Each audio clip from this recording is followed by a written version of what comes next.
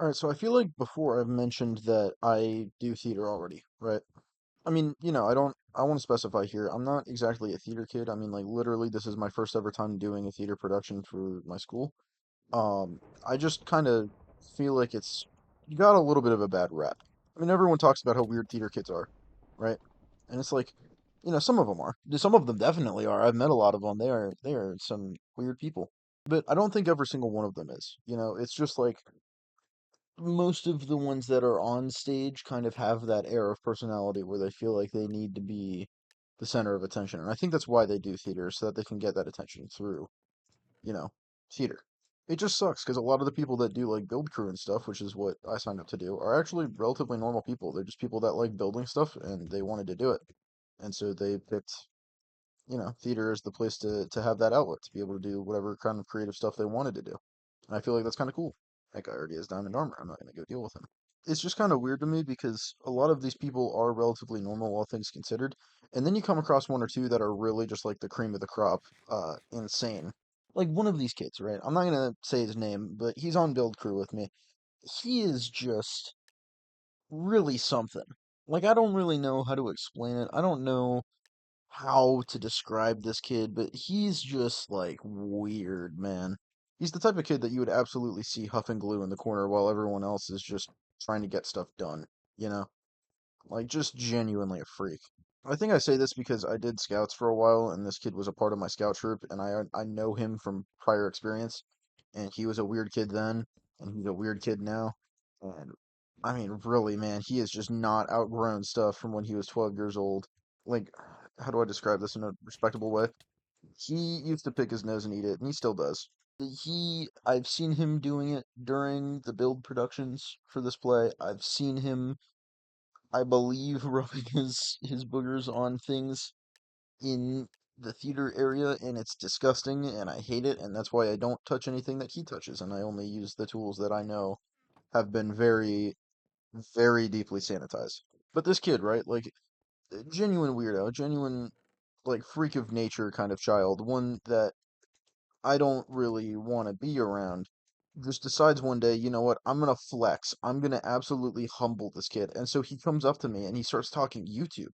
I'm freaking out now, right? Because I'm like, oh my God, he found my YouTube channel. He knows he's going to tell people. And I'm, again, still very private about this. I'd rather people not talk about it in my personal life. So that's why I haven't told people. And so the fact that he's now talking YouTube to me is freaking me out because that tells me he knows. Why else would he be talking YouTube? And then he pulls up his YouTube studio page and he has videos with millions of views. Like he just pulls it off on his phone and he's showing me his like stats. And he's got like 3,000 subscribers and he's got a video with like 1.5 million views. And I'm like, dude, how did you do that? Please, you want to be friends? Oh, hey, we're friends. Awesome. But genuinely, and I'm not gonna say anything to him because I don't want him to start figuring out that I do YouTube, but I'm just like, how have you been doing with this? How's it going for you? And he's like, yeah, it's great. I made like 20 bucks off of this. And I'm like, that's great. You're still disgusting, but that's sick. And at the end of the day, I'm freaking out because I'm like, this kid who I've known since he was 12 and has picked his own nose and eaten it in front of me is literally the definition of an iPad kid. And yet he has more views on one singular video than I have on my entire channel. Never before have I ever felt so like emotionally crushed when it comes to YouTube.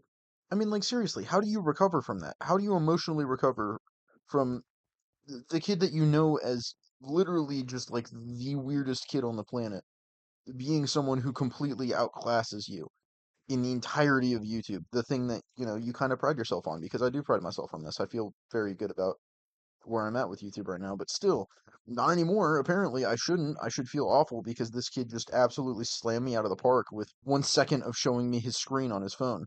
I mean, seriously, it's so just jarring to me because this can't be real. He can't have that amount of success. And I'm not saying that as like I'm envious of him. I mean, okay, I am. I would like those views. That would be awesome if I could have those views. It would be awesome if I could have 3,000 subscribers. But I don't want to take it from him. I'm just like, how in the world is this kid, the one that is the most lazy man I've ever met in my entire life, someone who refuses to do even the simplest ounce of labor when asked to do so for something that he volunteered to do, remind you. He asked to do theater. This is not a required thing for my school. You have to request to join to do this kind of stuff. He requested to do it, and yet here we are, and he's the laziest person I've ever met. And he's got a video with 1.5 million views, and he just does. Why? I'm just saying, like, why couldn't it have been me? Why can't I get that? Someone, you know what, spread my video around, get me 1.5 million views. I believe in you guys. There's 99 of you. You can do it. Like, the thing is, he's not even monetized. He was monetized for like a week because the money was going to his dad's account, and because he's like a child, he's a sophomore, right? I think he's a sophomore. I'm pretty sure he is. And he was monetized for like 5 days, and in those 5 days, he made like $30 off of YouTube. And he was like, "Yeah, it's no big deal. I'll probably just like make my own savings account, and all the money will start going to that relatively soon." And I'm like, brother, the fact that you're no longer monetized after getting a video with 1.5 million views and you have over 3,000 subscribers and you're not trying to make money off of that, like really? You're not locked in at all on this? I would be locked. I'd be recreating that video over and over again. I'd be making a day out of it. Like you could not catch me not trying at least even a little bit to make some sort of money off of that and hold on to that potential because getting a million views on a video is not easy. I can tell you, I've done like 40 of these so far. This sucks. Frame of reference, this doesn't actually suck. That is entirely a joke. I am very happy with the stuff I've been doing, and I do like this a lot. At no point have I felt like this sucks. I want to make that clear. But like still, you get what I mean. I'm pissed. I don't know. It's just flooring to me that like this is the kid out of anybody that decides also that he wants to do YouTube. And not only that, that he's going to do it better than me in pretty much every conceivable way.